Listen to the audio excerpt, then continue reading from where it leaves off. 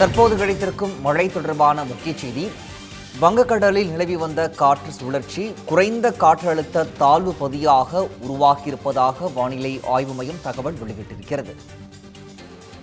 வங்கக்கடலில் நிலவி வந்த காற்று சுழற்சி குறைந்த காற்றழுத்த தாழ்வு பகுதியாக உருவாகியிருப்பதாக வானிலை ஆய்வு மையம் தகவல் வெளியிட்டிருக்கிறது. தற்போதைய முக்கிய செய்தியாக பார்த்து வருகிறோம்.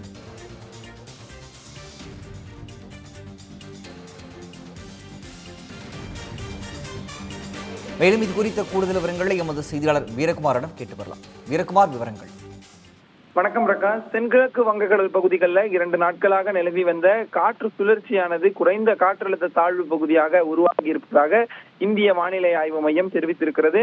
குறிப்பாக தென்கிழக்கு வங்கக்கடலின் மேல் நிலவிய இந்த மேலடுக்கு காற்று சுழற்சியானது கடந்த 48 மணி நேரமாக அதே பகுதிகளில் காற்று சுழற்சியாக நீடித்து வந்தது. இது நேற்றே காற்றழுத்த தாழ்வு பகுதியாக வலுப்பெறும் என வானிலை ஆய்வு மையம் எதிர்பார்த்த நிலையில இது காற்றழுத்த தாழ்வு பகுதியாக வலுப்பெறுவதில் தொடர்ந்து தாமதம் ஏற்பட்டது. இந்த நிலையில அடுத்த 24 மணி நேரத்துல இது காற்றழுத்த தாழ்வு பகுதியாக வலுப்பெறும் என வானிலை ஆய்வு மையம் நேற்று ஒரு அறிவிப்பை வெளியிட்டிருந்தார்கள்.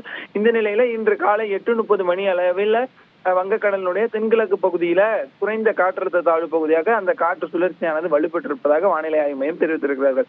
இந்த காற்று சுழற்சியானது சராசரி கடல் மட்டத்திலிருந்து 3.1 கிலோமீட்டர் வரை நீண்டுள்ளதாகவும் தெரிவித்திருக்கிறார்கள். இது அடுத்த 2 நாட்கள்ல தொடர்ந்து ஆழ்ந்த காற்றழுத்த தாழ்வு பகுதி, காற்றழுத்த தாழ்வு மண்டலம், ஆழ்ந்த காற்றழுத்த தாழ்வு மண்டலம் புயலாக வலுப்பெறவும் வாய்ப்பு இருக்கிறது என தனியார் வானிலை ஆய்வாளர்கள் தெரிவித்திருக்கிறார்கள்.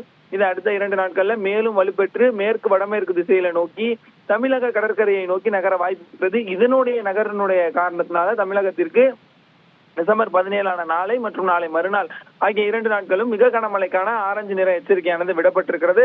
குறிப்பாக வடகிழக்கு பருவமழை சற்று தோய்ந்திருக்கக்கூடிய சூழ்நிலையில நேற்றும் இன்றும் தமிழகத்துல பரவலாக மழையினுடைய பொழிவு என்பது சற்று குறைவாக இருக்கக்கூடிய சூழ்நிலையில இதனுடைய எதிரொலியாக மேலும் வடகிழக்கு பருவமழையினுடைய தீவிரத்தன்மை என்பது மிக தீவிரமாக டெல்டா மாவட்டங்களையும் தென் தமிழக பகுதிகளிலையும் தமிழகத்தின் கடலோர மாவட்டங்கள் புதுச்சேரி காரைக்கால்ல ஏற்பட வாய்ப்பு இருக்கிறது. எனவே வங்கக்கடல்ல 2 நாட்களாக நீடித்து வந்த காற்று சுழற்சியானது குறைந்த காற்றழுத்த தாழ்வு பகுதியாக வலுப்பெற்று இருக்கிறது. இது அடுத்த 2 நாட்கள்ல மேலும் வலுவடைந்து மேற்கு வடமேற்கு திசையை நோக்கி நகர்ந்து தமிழக கடற்கரையை நோக்கி நகரக்கூடும் என வானிலை ஆய்வு மையம் தெரிவித்திருக்கிறது. பிரகாஷ்,